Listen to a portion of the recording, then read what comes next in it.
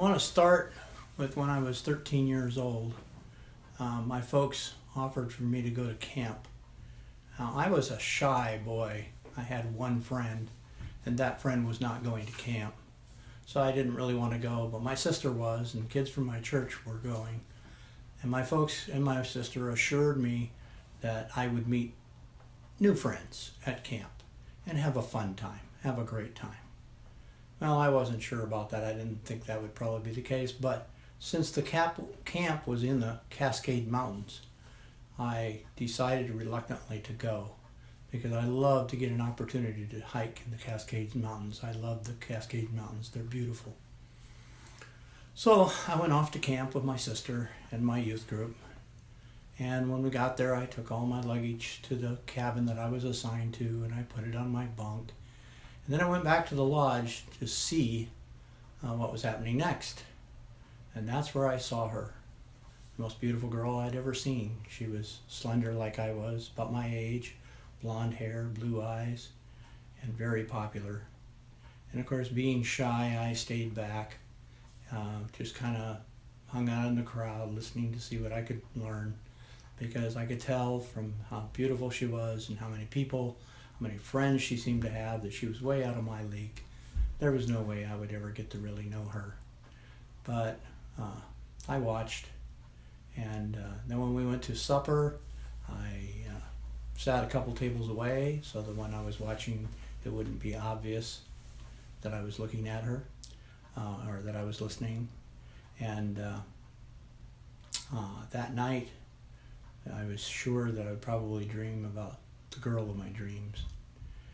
And I did. I had a dream where a bear came into camp, threatened her life, and I saved the day, just like I'd seen in the movies, and got the girl. But of course, as soon as I woke up, I knew that was just a dream. That was just kind of me playing a movie in my head, but it wasn't reality. But I did pray, and I said, God, just let something happen that would give me a chance. So we went up to the camp, went to breakfast. After breakfast, the leader of the camp got up and told us all the different activities we were going to have to choose from. He said each activity has a limited number of participants. So pick the activity you want, and when it's available, volunteer quickly, because when enough people volunteer, it's no longer available. And the first activity he offered was a ride on the ski lift in the Cascade Mountains, up one of the ski lifts to the top of the mountain or top of the run. And that's a beautiful thing, beautiful view. So I was standing back hoping that the girl would volunteer or choose that activity. But she seemed to be waiting for somebody else. I thought it was probably her boyfriend. A beautiful girl like that probably had a boyfriend, especially as popular as she was. But finally she stepped in line. No boyfriend. Maybe he wasn't at camp. I don't know. But I stepped in line too, quickly. I saw a ways behind her in the bus. I could see her in the rearview mirror. But I couldn't hear what she was saying to her friend. We got to the lift, and somehow she wound up behind me. So I didn't even see her. And when I got on the lift and started going up, it didn't take too long. We were above the trees. And as we went up the hillside or the mountainside, the trees kept getting smaller and smaller and fewer until pretty soon there weren't any trees at all, just rocks with patches of snow. But when we got to the top, we stayed in the bench seats. By the way, there was no place to put our legs. These ski lifts are made for skiers who don't want to be having to try and put their skis on a footstool or something. So there's no place for the legs. Legs are just dangling.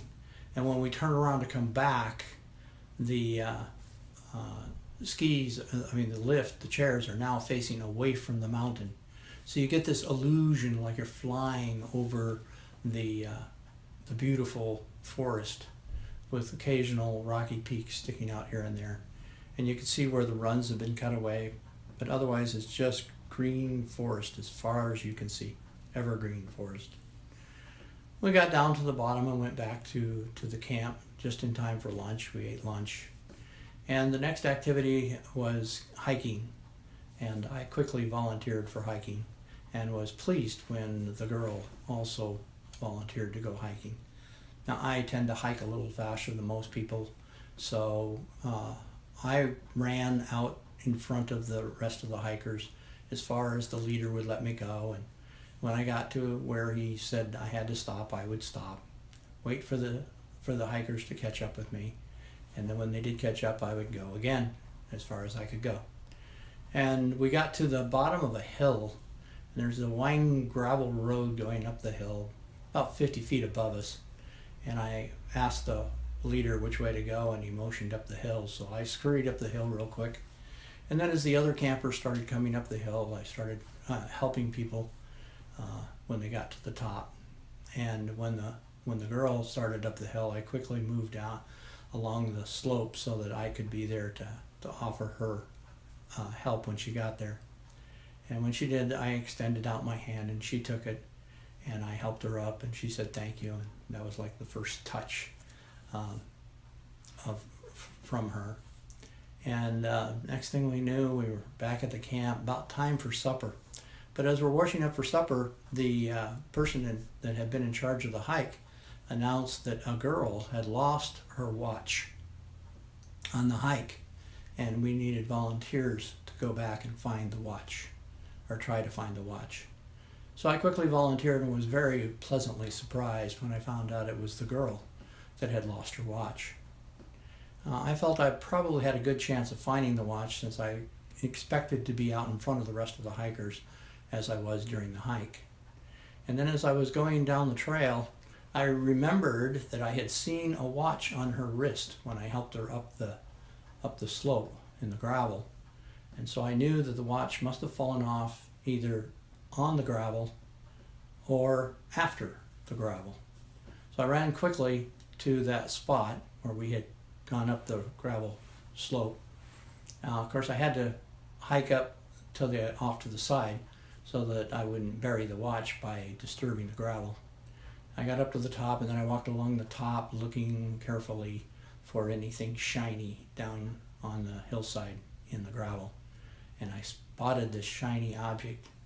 So I started to go down and retrieve it, but as soon as I stepped on the gravel, it started to slide, so I had to outrun the gravel. I had to go faster than the falling gravel so that I could snatch it before it was buried. And I did. Successfully, I managed to, surprisingly, I managed to reach down and snatch the dainty, delicate lady's watch. And I hoped it was hers. And when I got to the bottom of the hill, she was standing there with the counselor. And I ran up to her and very proudly said, "Is this your watch?" And she said, "Yes, it is. Thank you." Looking into her beautiful blue eyes and smiling face, I got stage fright from an audience of one. I said, or squeaked out actually, "You're welcome." And then I turned and ran back to the cabin, or to the camp. And all the way back, I'm thinking, oh, that was my opportunity. That was my chance. I didn't even get her name. That was my chance, and I blew it. I blew it. The one chance I'll probably ever get, I blew it. And when I got back to camp, of course, we ate, and then we went to the meeting, the evening meeting. And as I walked into the meeting, I saw that the seat next to her was empty. So I went to her and I asked, "Do you mind if I sit here?" And she said, "No, not at all." So I sat down, and as I sat down, the song leader, started the meeting. So I sat there and sang, and of course the whole meeting, I wasn't really thinking about what was going on in the meeting. I was thinking about what to say to her when it was over. And by the time the meeting was over, I decided I just said, "So how's your watch? My name's Bobby." And she replied, "My watch is fine. My name's Linda." I said, "Where are you from?" And she said, "Sunnyside." It's about 35 miles south of Yakima. And it was interesting because as I talked to her, it seemed like she must have noticed me about the same time that I noticed her. As a matter of fact, she told me that she almost missed the ski lift ride because she was waiting for me to get in line. And didn't want to get in line before I did. So that was a surprise, huge surprise. But anyway, as I talked to her that night and as we went talked that evening, my fear slowly turned from fear to admiration. And I soon got where I was not afraid that I was going to say something stupid and be told to get lost, as I always had. And so we had time together, and when it came time to go to bed, as we parted to go to our different cabins, she said she would meet me at the flagpole at breakfast, or before breakfast. And so I went to my cabin and she went to her cabin, and when I came to the flagpole, sure enough, she was there. So we went through the next day together. We ate breakfast together. We chose, we didn't care. I would go to whatever activity she wanted, and she'd go to whatever activity I wanted. We wanted to be together. I was really glad when she said she didn't like sports, because I don't do well at sports. I always wound up being picked last, and so that's was a nice thing. But we would take any activity as long as we could be together. We held hands as we walked around the campground, and before we knew it, time had gone by, and it was time to go to bed. The day was over. So we went to bed, and I got up next morning. She was at the flagpole still, and we went on another hike.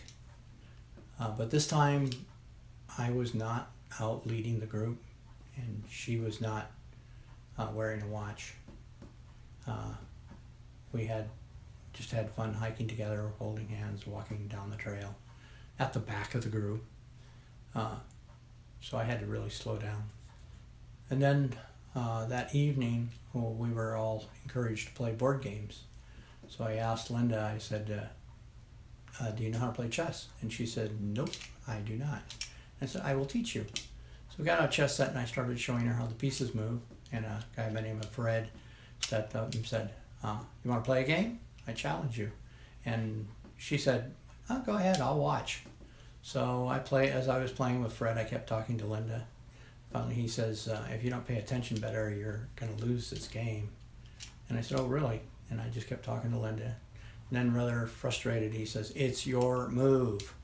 So I turned, and I moved my queen, took his pawn, and declared checkmate. Fred was totally surprised and said, that's the quickest mate possible. That was just luck. I want a rematch. I probably just wasn't paying attention because I didn't think you were. And so I said, okay. So we played another game. And as we're playing the game, he said, that is the quickest checkmate possible. It had to be luck. And I said, no, it's not the quickest checkmate possible. I can do a checkmate in 4 moves. He said, no, you can't. Not unless you're playing both sides of the board. And I said, oh, if I'm playing both sides of the board, I can do a checkmate in 2 moves. Black can checkmate white. And he goes, wait, first move would be a pawn. And then after the second move would have to be checkmate. No way, you can't do that. So I set up the chessboard. He said, I'll bet you $10 you can't do that. I said, no, I won't bet money. I never bet money. But I will bet you a candy bar. And he said, okay. So I set up the board, did a checkmate in 2 moves, and turned to Linda and said, what kind of candy bar would you like? And she said, would you like to split an Almond Joy? And I said, sure. So while Fred was off getting his Almond Joy, Linda says, so where'd you learn to play chess like that? And I said, oh, from my dad. My dad taught me how to play chess, and he's really good. Matter of fact, I always lose against him, but I still like to play. So we had that night, and then it seemed like the whole day, the whole campground felt like the whole camp time felt like it was just 2 days, but it was actually a full week. Before we knew it, it was time to get into our separate buses and go to our separate cities and our separate churches. So we exchanged addresses, and when it came time, we packed up and we got into our separate buses. Linda wrote a letter to me on her way home, so I got her letter first. And when I got home, my parents, of course, wanted to know, how was camp? And I said, oh, fine. And absentmindedly started to walk away, and my sister butted in and said, "Fine, Mr. Romeo." Then she turned to my parents and said, "Romeo here had a girlfriend a second day of camp. They went everywhere holding hands and walking around together.